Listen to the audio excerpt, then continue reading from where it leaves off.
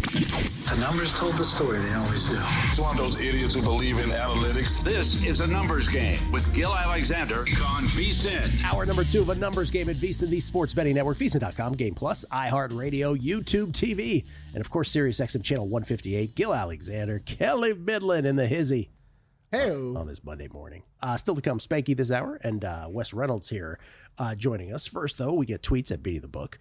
This is from Trip Tepper, who says, I've lost the Trip Tepper tweet. He says, if you think Harlan undersold the Florida rally, and I do, now he's speaking my language. He says, just imagine Grant Hill during that game. Yes, oh no, I've been on board with this. He said, well, Raph, that was quite the comeback by the Gators. Grant Hill is a wonderful human, but can he please say something compelling once? Trip is echoing my every thought on Grant Hill, as I've said on this show many times. Let's see, Joe Abraham. If books ever start posting college softball like they do baseball, those who follow the sport closely will likely have a big advantage on the books. It comes down to predicting who will pitch that day. Chance Copperpot. All right, Gill. I know you don't care about this stuff, but if you're going to have Spanky on, you got to at least touch on the Twitter Spaces wackiness. Spanky is my favorite on there. All right, maybe I will. John A. Cornell Jr., excellent segment with Grissom. Thank you for all the help with college baseball. You said very nice things about me. Great with the guest info each morning. Thank you. Thank you, John A. Cornell Jr. A lot of college baseball love out there for everybody. It always happens. It really does. Whenever Matt comes on and we start talking college baseball with Benny or any of these guys, the tweets flood. Benny. I like it. Benny and the Bets. Talking about Ben Wilson. All right, Wes Reynolds is here, ladies and gentlemen. Always a pleasure to have Wes on. He's part of the glue that holds this whole operation together at VSiN. And once again, after a just unacceptable drought of about a month without hitting a long shot bet in golf, Min Woo Lee is his winner. What was your number, Wes? Good morning to you, first of all. Good morning, and it's Min Woo Lee. Got to do the woo like Ric Flair. 35-1. Kelley with the Elton John songdom there, man. That's my gimmick, Kelley. I'm supposed to be the singer on the network, which is probably why I'm not on the network as much anymore with my great voice. You gotta stop singing, Wes. Yeah, that's what it is. It's the singing. Yeah. Congratulations to you again, Wes, on this. The Masters, but a couple weeks away now. Have we added any Masters bets? Just a couple. Had Ludwig Aubert already, and that's now down to 14-1. Have a little Justin Thomas. I'm probably, and I hate to do this because he's going to be so short, but it's going to be my annual yearly donation, at least in some shape or form, on Rory McIlroy. I'm probably going to have him. He's going to be the second choice. And, is this finally the year where he completes the career Grand Slam? He's in good a form as he's ever been. He's already won twice this year, won at Pebble Beach, and then won the Players' Championship. Made a hell of a rally, actually, on Sunday, where it's like, I'm kind of monitoring the odds board to see, okay, I've got the good position here. He's a substantial favorite with Min Woo Lee. When do I get out? If I get out?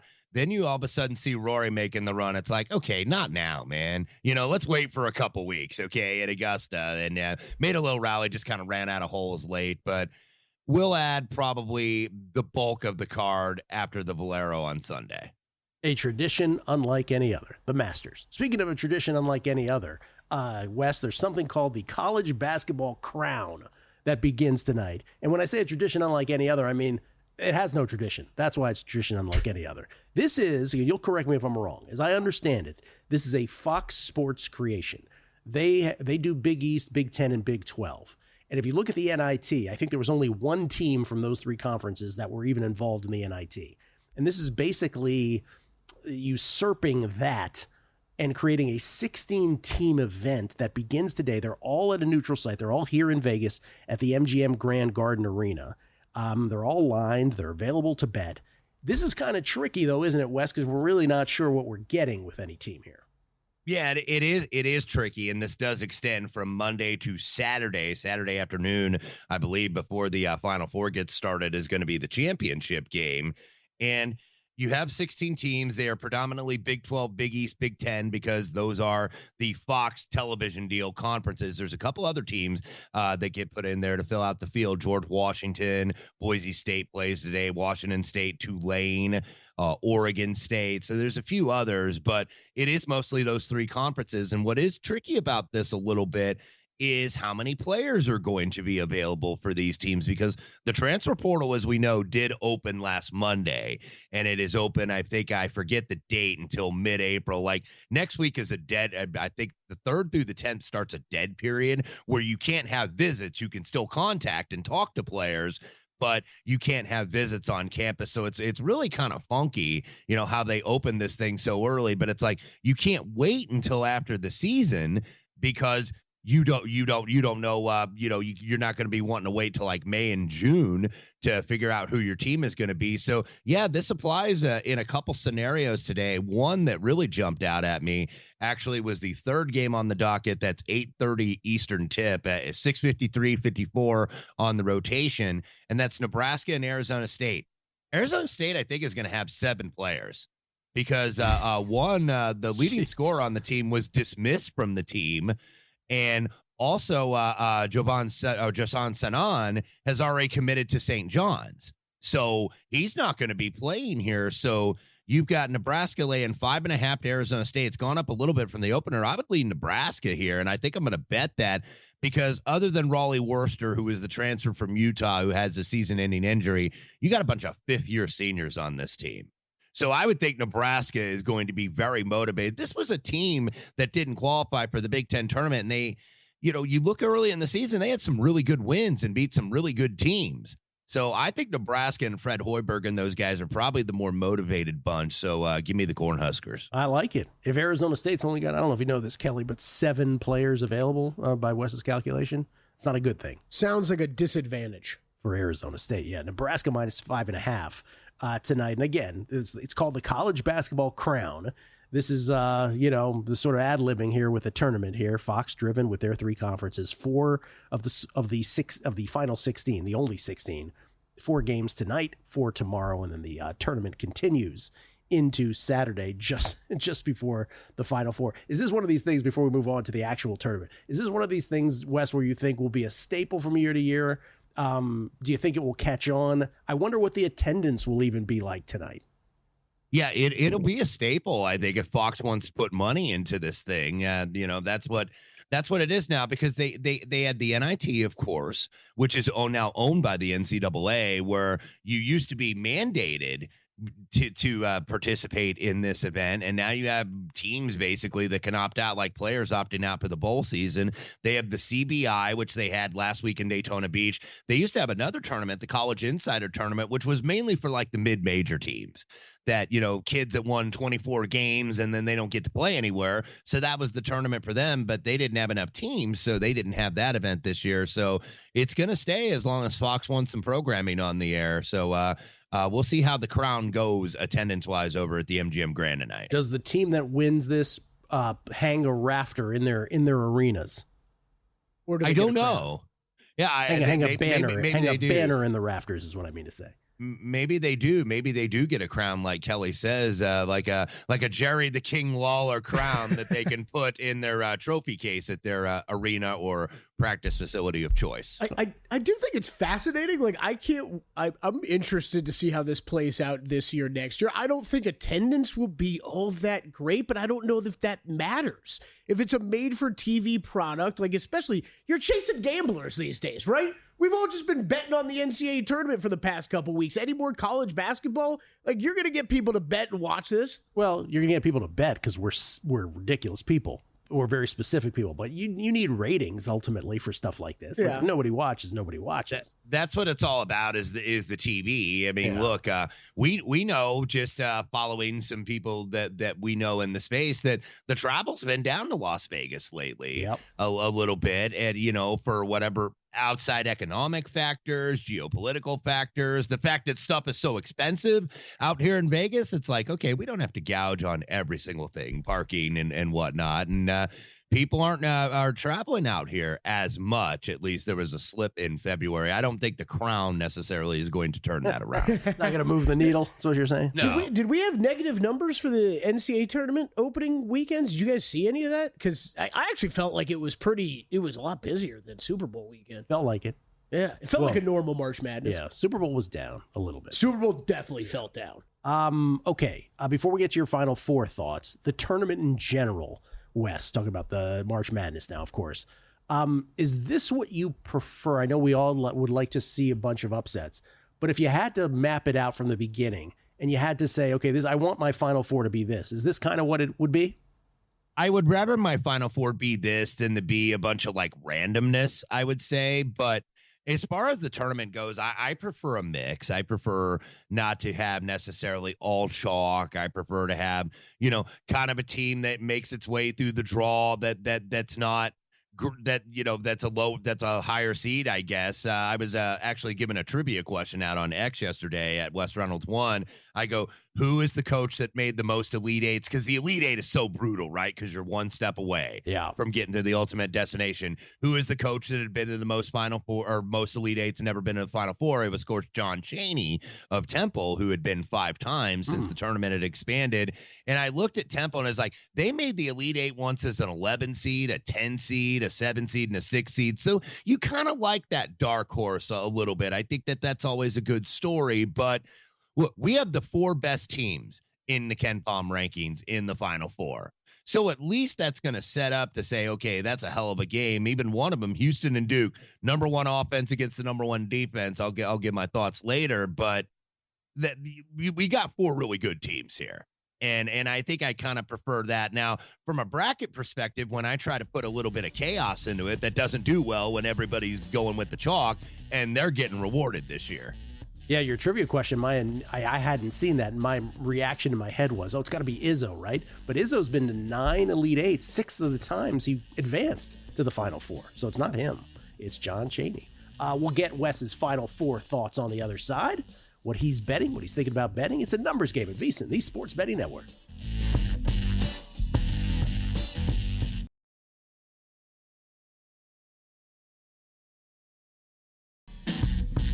A numbers game on VSiN, the Sports Betting Network. You ready to take your sports betting to the next level? The Sharp Plays at sharpplays.com is your secret weapon. Since 2011, they've been building trusted relationships with major sports books and sports insiders worldwide. They provide daily updates on what top pro sports bettors and betting groups are wagering on, so you're always ahead of the game. But that's not all. They've just launched a cutting-edge AI betting analyst that provides even more selections and reports, giving you the edge you need to win. The best part, you can check out the Sharp Plays free content anytime, get real-time betting action reports, alerts, and more through email and X directly from the pros, plus explore all their records, including detailed online logs right on the website at sharpplays.com. With the Sharp Plays, you're joining a team that's never had a losing year. What do you have to lose? Start today. Get access to the best betting insights at sharpplays.com. Skill Alexander, we get tweets at Beating the Book. Chuckism 1. The torpedo bat has 2 slopes to hit off of. A regular bat ascends to the end, maybe flat at best. This has got to be a major advantage, he says. Question mark. Torch D. Got to the bar early today, ripping shots and getting ready for the crown. All that for a Netflix show about the British royalty? Really? Wow. Oh, that crown. Wes Reynolds is kind enough to join us for a second segment here. We were just talking off air. Juju Watkins, obviously, her knee crumpling last week, and so USC is still obviously in the women's tournament.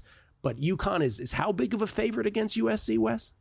I was looking at a notable faraway play, Gill, and UConn minus 15.5. This is 2 against 1, by the way. This mirrored the men's tournament, or maybe the men's tournament mirrored the women's tournament, because usually are going to get the top seeds advance in the women's tournament. Even though there's more good teams, there's still not enough elite teams, but these are 2 of those programs, and UConn is actually the 2 seed, USC being the 1 seed. UConn minus 15.5 at one faraway place and offshore store. So that's just jarring, a 2 over a 1. But the more I look at it, it's kind of like, well, that might be right. Even though USC does have other good players, they're not necessarily a one-woman team, but still UConn looking very much at full strength and kind of looking a little bit like the UConn of old here. So 15.5 over USC, and then Texas minus 7.5 over TCU and Haley Van Lith, who gets to an Elite Eight with a 3rd team, by the way, because she was originally at Louisville and then was at LSU, kind of never really found her way there. She was kind of a punchline, not a punchline anymore, Four, though, because she's led this TCU team to the Elite Eight. So 2 versus 1, by the way, in that region as well. Remember that little girl on the LSU team? Yeah, she's doing doing big things now. Kelley's like, yeah, sure. No, I do. I remember her playing for like 16 teams already. Yeah. This is. I just want a little aside here because the whole thing about Juju sadly getting hurt, obviously, and her knee totally crumpled. It was awful to watch. But I think about that. I think about Janai Broome as we segue back to March Madness. Janai Broome, who managed to, absolutely, it looked like he wasn't going to come back yesterday in Auburn's game against Michigan State because he managed to wrench both his elbow and his leg landing awkwardly with just over 10 minutes left in that game. He did Willis Reed, come back into that game, a Willis Reed-like comeback. Who knows what condition he'll be in? And I bring this up, and this is I'm going to take an unsolicited ribbing here at Chris Valika, our friend and regular guest, because remember the famous college football FSU thing, which he and I got into an argument about, right? Where he's like, no, FSU absolutely should not be invited to this because the nature of their team has changed, right? They don't have their starting quarterback anymore. I think they were down to the third string, if I'm not mistaken, right? Okay, so by that logic, right? By his logic, USC women's should not be permitted to continue in the NCAA women's basketball tournament. And if Janai Broome is in any way damaged from what he was in this last game and is unable to go or is diminished for Auburn, well, by Chris Valika standards, Auburn has to find a replacement. They have to find a replacement for Auburn. This is why that FSU logic was so dumb. I guess one did happen before they established the field. So that's the clause. It happened before the tournament, so it's not the same thing. I'm not going to argue with the exact same logic. Get screwed. Anyway, sorry, Wes. There needs to be a lucky loser for the Final Four, Gill, Yes. for like in tennis here. So maybe take Auburn out and put Texas Tech or somebody in. But no, deservedly Auburn does make it here, but we do have 2. I thought we were going to have 40 years later, Gil. I thought we were going to have 3 from one conference. Like, remember when we had the Big East down there in Lexington in '85 with St. John's, Villanova, and Georgetown, Memphis being the outlier. So thought we were going to get 3. We only end up with 2, but my Big Ten, we beat our chest, and we're sitting home for the Final Four. Yeah, well, I was comparing it to the 2008 Final Four, all number 1 seeds. The only other time we had 4 number 1 seeds. The collective record heading into the Final Four, I mentioned early on the show, of this year's group is 135-16. That year it was 140-9. A lot more comparable Ken Palm wise. It was the Ken Palm top 4. This year was the Ken Palm top 4 in 2008. 2008 was Kansas, Memphis. Remember the classic final where Kansas erased the 9-point deficit with the Chalmers 3. The capper there in regulation, then beat Memphis in overtime. And then UNC and UCLA that year, the Westbrook, Love, Collison UCLA team. UNC had Hansborough and Lawson and Green. Do you remember that final, like in just your mind's eye, you're a historical guy. Do you think that Final Four group of 4 was better than this one? Probably at least on the surface, because you think that you're going to have more NBA players out of that group. Now with Duke, they're going to have maybe 3 lottery picks. Certainly Cooper Flagg's going to go 1. Con Canuple's going to be in the lottery. Malawach might have played his way back into the lottery with a really good defensive performance, especially against Alabama in the regional final. So those are your obvious NBA players. You're probably going to get one guy at least, maybe 2 from Houston, but that was so much talent because now these teams get older, Gil, and these kids stay longer because it's made worth their while to go ahead and stay longer. I believe I was looking at the returning production, by the way, of these teams, because 3 of these teams were mission teams. Because remember, Florida and Auburn both got knocked out in the first round last year. And then Houston had made it to the Sweet 16 twice and then never could get over the hump. And then they finally did with that great backdoor baseline out of bounds play to beat Purdue and then routed Tennessee yesterday. If you look at the percentage of minutes based on the returning players of each of the Final Four squads, this is from Eben Maya on Twitter. Houston brought 82% of their returning, their percentage of minutes by returners. Florida 70%, Auburn 69%, and then there's Duke down there at 22%. Well, you can get away with that when you got 3 lottery picks like Duke does. So probably not as much as the NBA talent as you mentioned in the 2008 Final Four. All right, let's do these one by one. The first semifinal on Saturday is Florida and Auburn, the aforementioned Battle between the two SEC teams remaining. Florida is a 2.5-point favorite. The total's 160. Any thoughts? Yeah, I think that's going to go up a little bit. I think you've already seen a little bit of action toward Florida. I think you'll probably see a lot with the Broom status, and also the fact that Florida did beat Auburn on the road earlier this year. It was 90-81. I think that was on February 8th. And at that point, Auburn had won 14 in a row, and they were number one in the country. Now they don't seem like they're as unbeatable as they certainly did during a 14-game winning streak. So I think that's probably going to go up a little bit. I think you'll see a 3, might see a 3.5, depending. I'm sure the whole Broom thing, maybe he is going to be good to go, but that's going to be that GTD, game time decision, right? So, Bruce Pearl's not going to show his hand here necessarily. I think the under would be my initial lean at about 161. I know these two teams are fast paced and this is offense, but this is in a different environment in the Alamo Dome down in San Antonio. It's not the cavern necessarily that the Final Four was in Houston when those games were in the 40s and the 50s, but that total does seem at least a little bit high on first glance. And then Houston-Duke, where Duke seems like, look, they seem like they're the best team overall. They're favored here by 4.5. The total is 136.5. And whenever you get a total that low, right, it does sort of connote a puncher's chance for a Houston team that can lock down anyone, it seems. Can they lock down Duke, though? Yeah, Duke is probably also going to get bet. I would see this going to 5.5. This is the number one offense against the number one defense, but oh, by the way, Duke has the number 4 defense, and you saw what Duke did to Alabama on Saturday. They just swallowed Alabama, and the way that you defend a team sometimes is to run good offense and make that other team play defense, and that's what you saw really. They were going right at Mark Sears. Mark Sears was, of course, the guard for Alabama who had that wonderful 3-point performance on Thursday where it's like, you know how you take his energy away and make his legs go as you make him guard. And that's what they did. And they were exploiting him in pick and roll the entire game, and he just had nothing on the other end. Meanwhile, Houston, 10th in offense, number 1 in 3-point percentage as a team, 39.7%. I still don't think that they have the firepower, so I understand why both the favorites were getting the action. My initial prediction was Duke and Auburn in the final, just because I wanted to go against the grain and not have Duke and Florida like it seemed like everybody did. But going against the grain hasn't necessarily worked in this tournament this year in 2025. So I think both favorites are going to get bets. But if you do like the dogs, wait on it a little bit. You're not going to see, I think, a ton of movement, but every little half and every little advantage matters. So wait on the dogs if you like them on Saturday. I think that's probably true with the line movement. I'm not a great line movement predictor, but I think that's probably true on this one.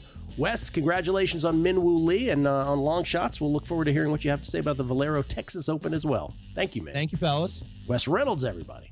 Yet another golf long shot in the books. We'll come back Spanky on a baseball contest next. A numbers game on VSiN, the sports betting network. Back on a numbers game live from Circa, downtown Las Vegas. Circa Resort Casino. It's Gill Alexander. It's Kelley Bydlon. We once asked Fezzik what makes a hotel a resort, and his answer very confidently was what? They have to have a concierge, Gill. Is there any truth to that at all? I don't That's really what makes know. something a resort? I swear I just go around town now thinking about that. The all resort the because it's got a concierge. I don't know if that's true. I just love the confidence with which he answers that kind of thing.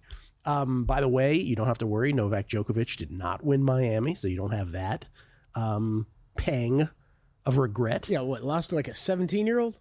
19-year-old Jakub Mensik, who won in straight sets, both in tiebreakers. Jakub Mensik was a guy that we bet on a year ago to massive underdog prices against like Rublev and stuff. Made lots of money on Mensik last year.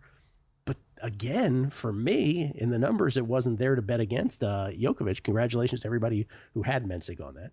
And also congratulations to the leaflet. 3 of the 4 Final Four coaches, once again, in the tribe. That's wild. Yeah, man.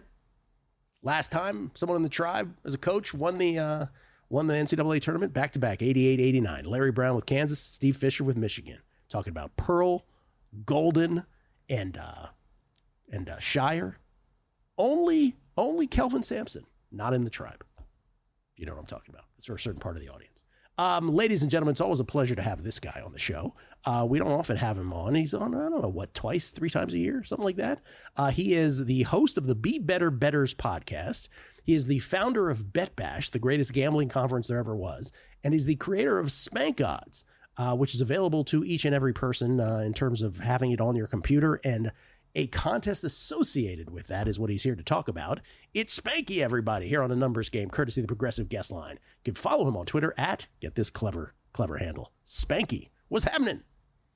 Gill, thanks so much for having me on, brother. It's a pleasure always. When someone asks you, what is it that you do? Because I just listed 3 pretty prominent things, right? Creator of an odds service, a conference, not just any conference, but the best one that there is in terms of sports betting.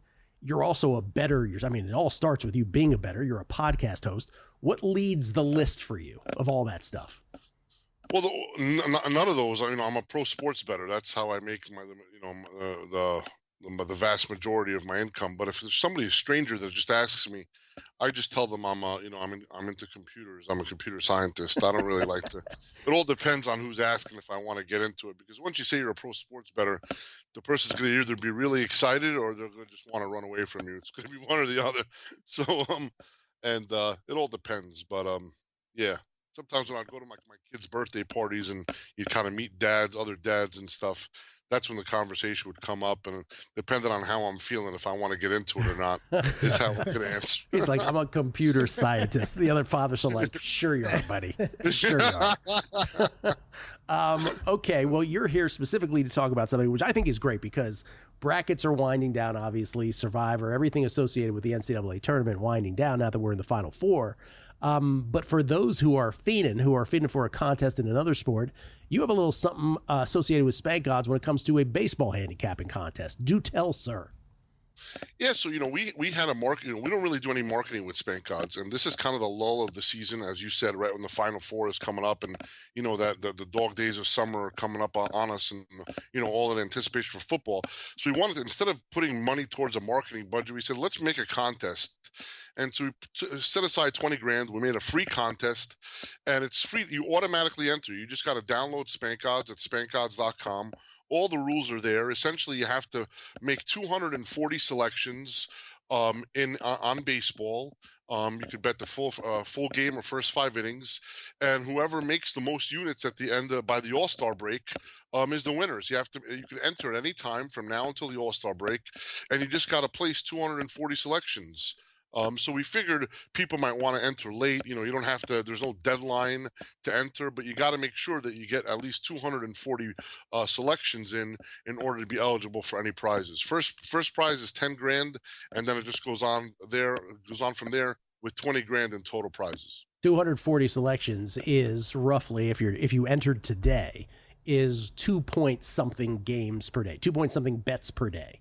So it's actually like real baseball bettors. That's kind of reflective of how a legitimate baseball bettor bets. Now, if you wait till the beginning of June to do this, again, this goes right to the All-Star break. Obviously, that becomes a little more comical because then you'd be betting eight things a day. So you don't want to wait that long. But if you do it now, you kind of just have it in your background, and it's very easy, right, Spanky? So if you have the Spank Odds board in front of you on your screen, what do you have to do to actually enter picks? So, the only way, we have a couple of different rules, a couple of pretty strict rules. You only can track your pick against a Circa or an S411 line, which is an offshore sports book that's primarily, one of the leading market-making bookmakers in the world. And also, of course, Circa, where you're at, Gill. Those two, we feel as if, if you want to track your pick, you got to choose one of those two sports books. You can't find a sleepy, DraftKings line or a sleepy, Bet Rivers line or something like that. That's not going to cut it. And you only can make your pick after 10 a.m. Eastern. So all you overnight animals out there that are looking to shop and hunt to try to get the best of it when the lines are hanging up, you're not going to be able to utilize that skill. All you got to do, Gil, is you right click on one of the lines with either Circa or S411, and you just simply click track bet. And then you get to choose. You could choose a money line, a run line, a total. You could do the same thing for first 5 innings. Props are not allowed. This is going to be just simply meat and potatoes, full game and first 5 innings. Here's what I like about this. Unlike a March Madness bracket, which again, even our VSiN bracket challenge, right, which is weighted points-wise the further, each subsequent round. Mm-hmm. you can game the game in something like a bracket challenge. If you just do better late than you did earlier, you can still end up winning it. And good for those folks who do that way. This, though, 240 bets, you can't get lucky and win this, right? You just have to be good. There's no other way around it. And it's run lines, it's money lines. What else can you do? First fives as well? Yeah, and you could do totals, over-unders. And that, yeah. Okay. And that's you could choose either, and you can't double dip. So let's just say if you like the Yankees in a full game, you can't also bet the Yankees in the first five, and you get to choose either the run line or the money line. So you can't double dip to try to, choose correlated selections. You have to choose one or the other. The system will block you from trying to do that if you do try. Okay. Yes, exactly. Not that it's likely when there's so many points of data, when you have at least 240 of these, not that it's likely, but if there is a tie at the end, is there a tiebreaker? You know what, Gill? We never even thought of that. And if there would be a tie at the end, because it's exactly the number of units, and this units is tracked to the 100th of decimal places. Okay, so unlikely. So I'll make an announcement here. If there's a tie at the end, we'll give both people the $10,000 first prize. Hey. You know what I mean? No, because I'll take a shot at that, and we'll be the other thing is the top 8 prizes pay, Gil, but you have to be positive. So I'm not going to reward anybody if they're in the top 8, and let's just say the 7th or 8th people are actually below 0 and they didn't make any money. You can't be eligible for a prize if you're the smallest loser. You got to actually be in the green. That would be more of a commentary on baseball betting in general if that happens. Yeah. Okay. Is this, and so right now, you're just getting the word out. The response has been good so far? Yeah, there's not, it's pretty light. I think we have over 60 entries. And again, some people are waiting to just see, these torpedo bats that you were mentioning, and you don't know how the baseball is. April's always a touch and feel to see if the balls are flying out or what's happening and stuff. So a lot of people are kind of waiting till mid-April, late April, even early May to maybe get started. And they're just, not too many people are diving in head first. But we have a live leaderboard. Everything's fully transparent. You could see everyone's selections after the game starts, and we have it up on spankodds.com. You can check it out. And again, this is all in trying to have people use our software. We believe we have the best odds dissemination software out there. So we want people to get them to start using it. And again, it's free to use. It's free to enter the contest. You just got to use it. It's free. The software is free. It's on a 5-minute delay. The lines are 5-minute delayed, and then maybe we could try to turn some of the people that are using the free version into paid subscribers if they like it after a couple of months. There and it that's is. the whole thing. That's the whole point of the whole thing. Okay. Spanky, I leave you with this. We have a listener question, and God forbid that I ask you this, but he said, Chance Copperpot. He says, all right, Gil, I know you don't care about this stuff, but if you're going to take Spanky on, you got to at least touch on the Twitter Spaces wackiness. Spanky is my favorite on there. Do you have anything to say about Twitter Spaces? Yeah, it was an addiction for a little bit. It's a lot of shysters come on there.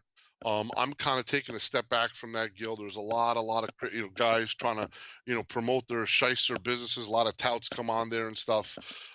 It's mayhem. It's just nuts.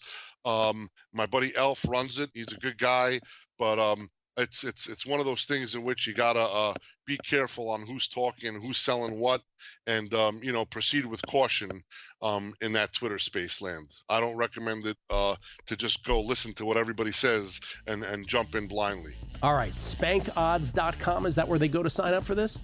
You got it, Gil.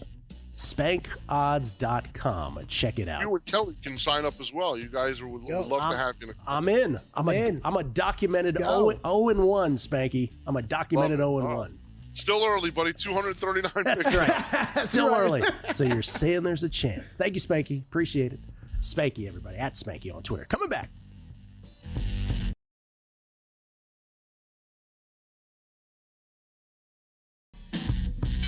A numbers game on VSiN, the sports betting network. Back on the numbers game, time for the G-Bank Best Bets of the Day, courtesy of G-Bank, the official bank of VSiN. Every host, every guest, every sport on every show recapped by G-Bank at the end of each.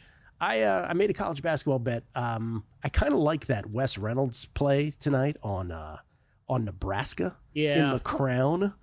based on the fact that Arizona State has all of 7 players. That is the entirety of the handicap, Yes. right? But I'm with you. Yeah, Nebraska It is minus 5.5. Tough to win with 7 dudes. Not in my account yet, but I did bet Duke minus 4.5 against Houston in the Final Four.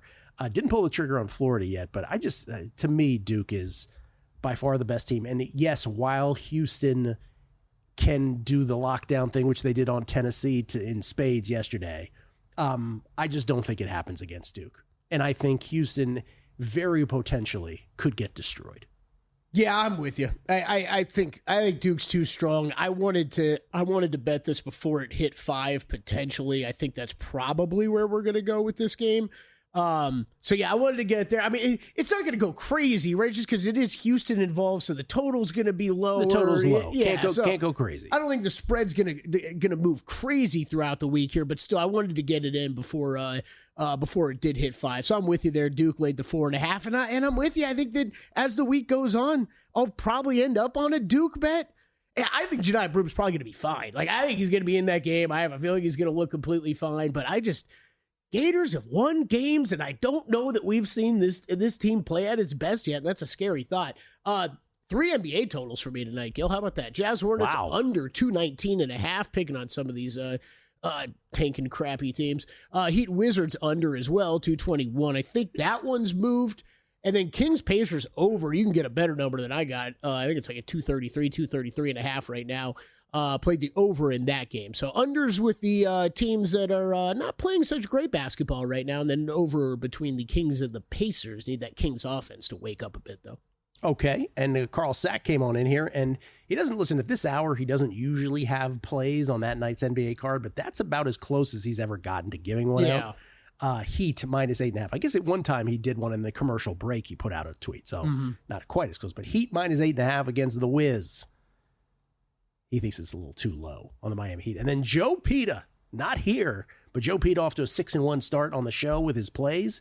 He's on the Rangers, Mariners, Padres, and Cubs today. Rangers, Mariners, Padres, and Cubs. Cubs also a money line if you're watching at home. Yes, also a money line. That's right. The stakes Kelley makes. G-Bank, the official bank of VSiN. Those are all of our bets on the show today. Once again, with G-Bank, the official bank of VSiN, they are offering great sort of promotional stuff as well. And in this case, G-Bank is offering to up the ante with up to a $750 bonus for new G-Bank Visa Signature Card customers. First new customers who spend $1,000 on eligible purchases within 90 days from account opening receive a $250 bonus. In addition, if you spend $50,000 on gaming and sports app loads within the 30 days of account opening, you'll receive another $500 bonus. That's potentially a $750 bonus. Apply now at VSiN.com/GBank. That's VSiN.com/GBank, subject to credit approval. Terms and conditions apply. I was mentioning that I am an idiot, that I did not get my picks in on time on Saturday in the VSiN Bracket Challenge. And if I had, I'd be in sole possession of second place. Matt Brown would still be your leader. I would not be up to Matt Brown level. Matt Brown. But I just want to let people know how it is that I would have gotten to second place. Am I allowed to do that? Yeah. And it should be the strategy of anybody who's in a bracket challenge like this, and they were, what was I, in 23rd or something, heading into that final, into those games. What I did was, and this is not a shot at anybody, this is just strategy of game strategy, right? Game theory. I essentially took the biggest, I went through each side and each total of the 4 Elite 8 games, and we had to give 3. And so my entire strategy of getting back into it was to fade the largest discrepancy, right? To fade the largest difference. So in other words, I was going to make picks that were on the wrong side of consensus so that if I was right, not only would I advance, but I'd have a whole bunch of folks who would just stay in their tracks. And so the picks that I had, and I sent these to Bill, AD, he can vouch, but I had, there were 10 different people who had Florida. So I took Texas Tech. What was it? Worked out again. These are all against the spread, by the way. These aren't just a win, right? So Texas Tech worked out. Even though, by the way, it got a little dicey there at the end where I was like, are you kidding me? Is this going to be a push? So Texas Tech was one of them. The other one was the under in the Bama-Duke game. Remember, the sentiment coming into the game is that everybody thought that game, every Bama game goes over. 8 people were on the over. Only one person was on the under, besides me. And then the Tennessee-Houston game, 5 people were on the over. I went under on that. Nobody was on the under. 0 people. And then the Michigan State-Auburn game, 8 people were on Michigan State. only 2, including myself, are on Auburn. So that was the whole strategy, was to do that. And that catapults you from I was 14, 17, and 1 heading into it. And again, would have been second place if I was smart enough to get them in on time. The games had actually started before I realized. That's stupid. So I'm logging all this all day. I'm like, I've got the perfect strategy. And by the way, it was the perfect strategy, and I still didn't even get them in. Gill Alexander, 2 minutes on great bracket strategy, except you forgot the most important thing of get your picks in on time. It's amazing. Like I said, any reminder you need that you're an idiot at certain points, there was mine. Just completed. But Matt Brown would be first place no matter what, even with my Matt Brown, 2015 and 2, 44 points. Ben Wilson, Dan Strauss, Bill 80, all 3 points behind. Matt Brown first. Yeah. And Kelley Bydlon is lurking. He's a lurker. He's in 5th, tied with Miles Gwynn. All right. I heard that the VSiN prize is that you get to select one item from the conference room downstairs. There's a lot of random stuff down there, like microphones and that kind of thing. No. There's little like gifts from over the years. Oh, okay. Remember like the holiday presents? We got like on? Shot glasses one year. I bet you there's like a set of those down there. The best gift we ever got was the VSiN backpacks. I still use it today. Me too. Like I bring it in every day or whatever. Yeah. Let's bring those back. Can we get VSiN backpacks? Yeah, that would be nice. I think that's I think that was a Michelle Musburger shout out, right? Well, what do you have all your eyes on down there, Mr. Man, if you're going to win this? Let's see some bottles of booze down there. Probably grab one of those. I don't know if those are eligible. Oh, we wanted to throw this before we go. We want to throw this because we briefly alluded to this with Carl Sack. But this is the notion of tanking NBA teams. You wanted to add something to this. And by the way, Kelley, congratulations to Wes for hitting Minwoo Lee. And by the way, you too. Matt Brown had a top 10, top 20 on him too. Yeah. Matt Brown had a top 10 and top 20. Tanking teams to target, ? NBA's worst teams since the All-Star break. Again, straight up records on the left. Jazz, Sixers, Nets, and Hornets are the real fade-a-thons, right? Jazz and Sixers 3-18, Nets 4-17, Hornets 5-17. After that, it's not really that tanky by result, quite frankly. You see their records in the last 10. The Hornets managed to go 5-17 in the last 10 as well, should be pointed out. And then their ATS records, right? But what we generally talk about in these cases are money line parlays. So the ATS stuff wouldn't matter. If you look at the net rating outside garbage time, though, those are pretty amazing. Yes. Is that what you wanted to see? I mean, those are that's what I wanted to throw this all up there, Gil, for us to just talk about, right? Because it is there are teams that are clearly rolling out terrible lineups every night. Like you always say, the players are not hitting the court trying to lose. But when Lauri Markkanen has 17 different injuries in the year of 2025, it's pretty clear what's going on with the Utah Jazz. So the records are there. We know what these teams are doing. There's a couple things, right? Like you said, the net ratings are pretty shocking. I mean, that is how bad they are playing. Double digits, minus 12.5. You're talking 12.5 for the Jazz, 13.1 for the Sixers, 13.7 for the Hornets. And look, the Hornets get a little bit of an excuse. They've had injuries to deal with. 76ers, obviously, the season just didn't go the way they thought it was going to go from the jump. I wanted to point out the ATS records like you did, Gil, because it is. Look, have I thrown some of these in money line parlays or tacked on, when a team I kind of like is going up against Carl on the Heat tonight? I think that could be a good sign. If you want to include the Heat money line in something or just play it straight, that's completely fine. You know what some of these teams are doing, what their goal is for the rest of the season. Just be careful, though, when you are going up with the point against the point spread, because the books know what's going on too. They're not oblivious to what these teams are doing. So just wanted to point that out because I think there is some opportunity here. You just need to make sure you're playing it correctly. It's really 4 teams though. You agree the Wizards and Spurs shouldn't be on this list, period? Because even the straight up records are you're not going to win money line parlay against them blindly. Yeah, correct. The Wizards did a good job of tanking from day one. From day one this season, they were like, we're just going to play our youngest kids and put ourselves so far in a hole that, yes, they can actually play competitive basketball on March 31st because guess what? They're already locked into that top 3 pretty much. Yeah. And Jordan Poole acts like they win the NBA championship every time he does something great late. I'm starting to love Jordan Poole. Poole, you just out there do your thing, man. As long as you're scoring points, what else matters? Shame how that ended in Golden State, though. I will say that. What could have been. we've done all we can do. Appreciate everybody on. Again, Joe Pete is 6-1 on the show in terms of the early baseball plays. And again, let me just repeat as we head out. The Joe Pita plays again today. Rangers, Mariners, Padres, and Cubs. See if he can keep that going. Money Moves is next with Stormy and the aforementioned Matt Brown leading the VSiN Bracket Challenge. I expect nothing but college basketball winners. Right. Enjoy from VSiN, the Sports Betting Network.